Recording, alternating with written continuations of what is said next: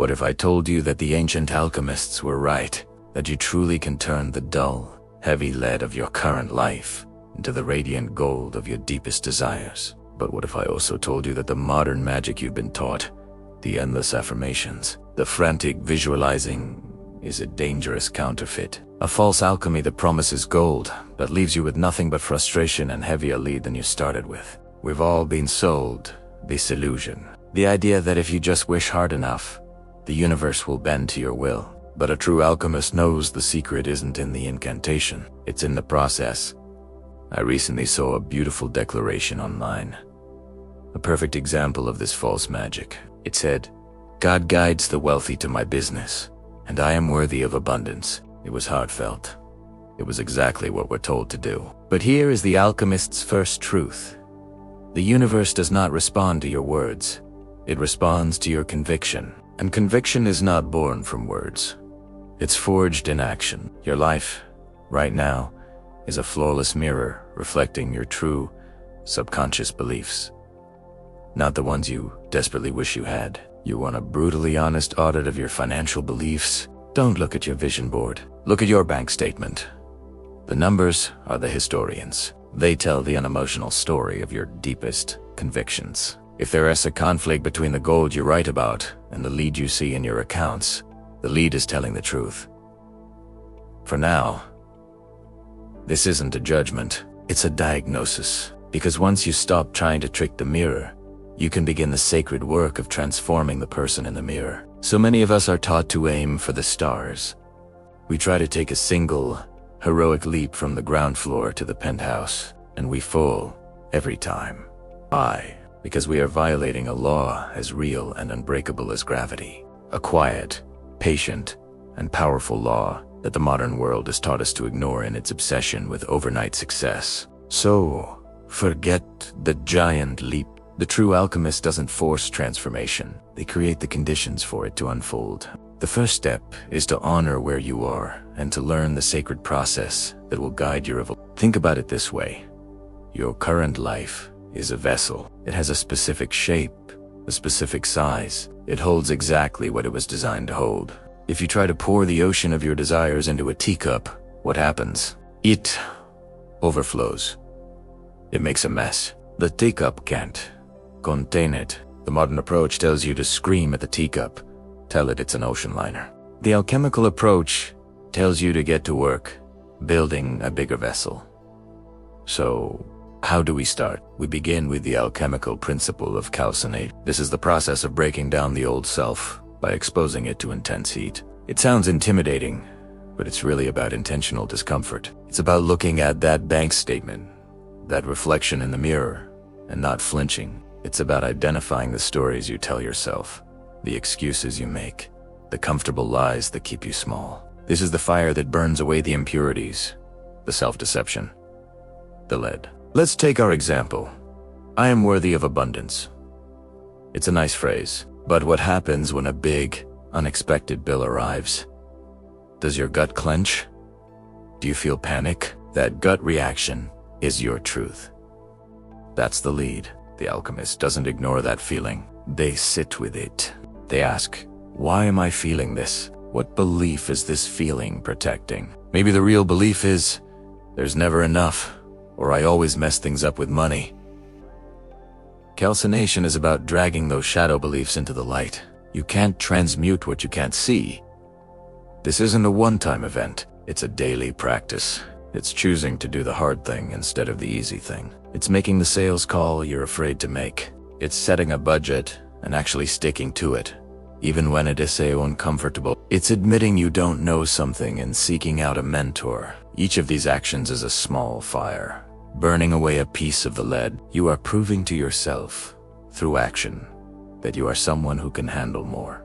You are demonstrating your worthiness, not just declaring it. The second alchemical stage is dissolution. After you've broken down the old self with fire, you dissolve the ashes in water.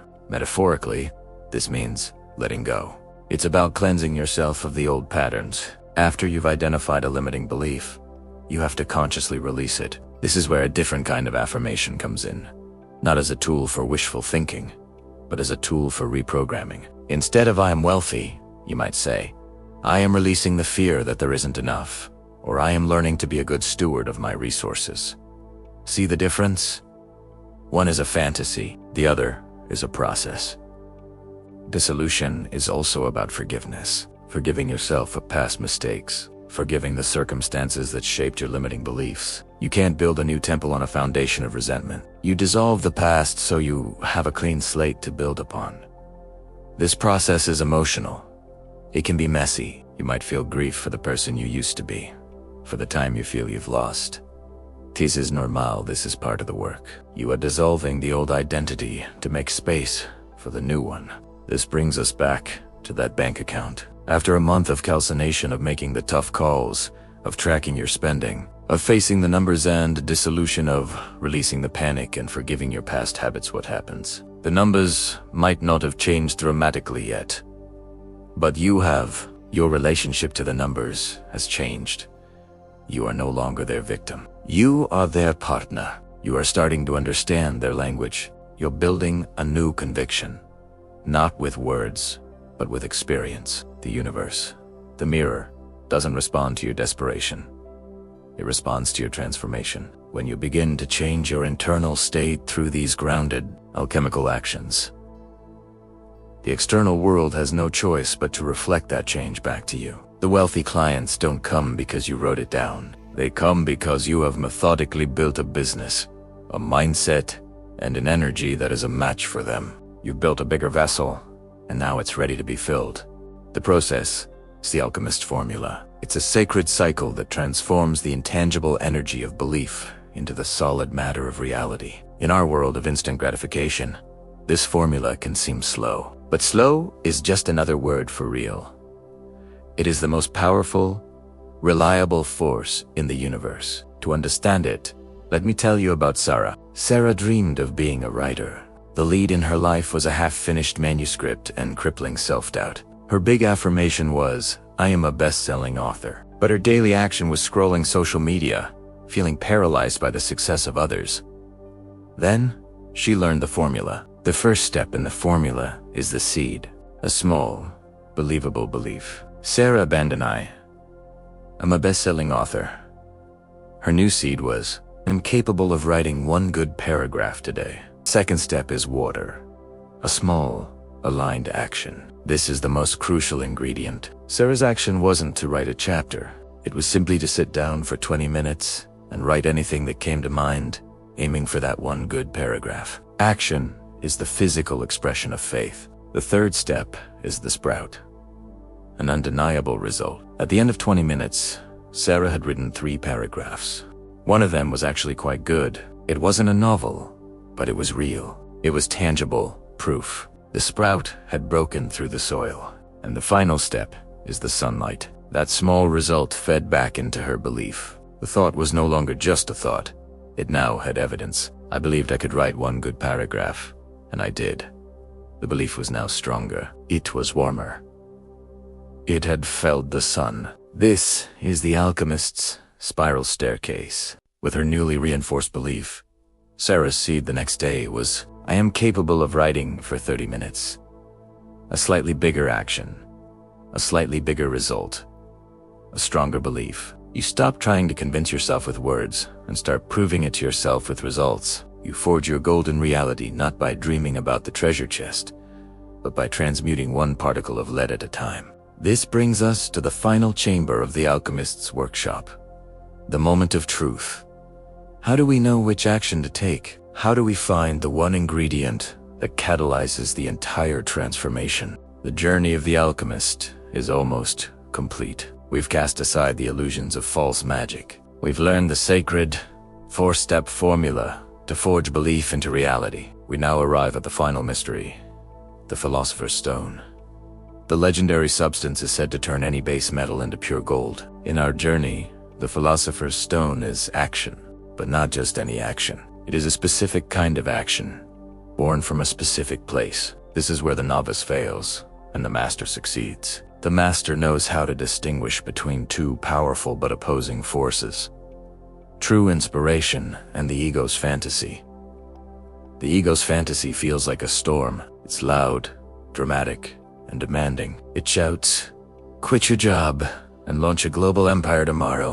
It paints a grand vision that requires resources and courage far beyond your current state. And because it's so impossibly large, it paralyzes you. It's a trick the ego plays, a form of self-sabotage disguised as divine ambition. True inspiration is a whisper. It is almost always quiet. Calm, sludge go. It doesn't demand you become someone else overnight. It invites you to be who you are today, but with just a little more faith. It whispers, sketch out that one idea on a napkin, or send that single email you've been avoiding. The ego's fantasy breaks you.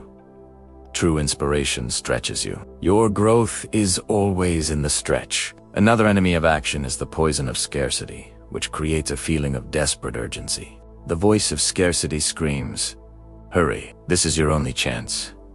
If you don't do this now, you'll miss out forever." This panic is a red flag. The true alchemist knows that abundance is patient. The universe is infinitely creative. True opportunities don't expire.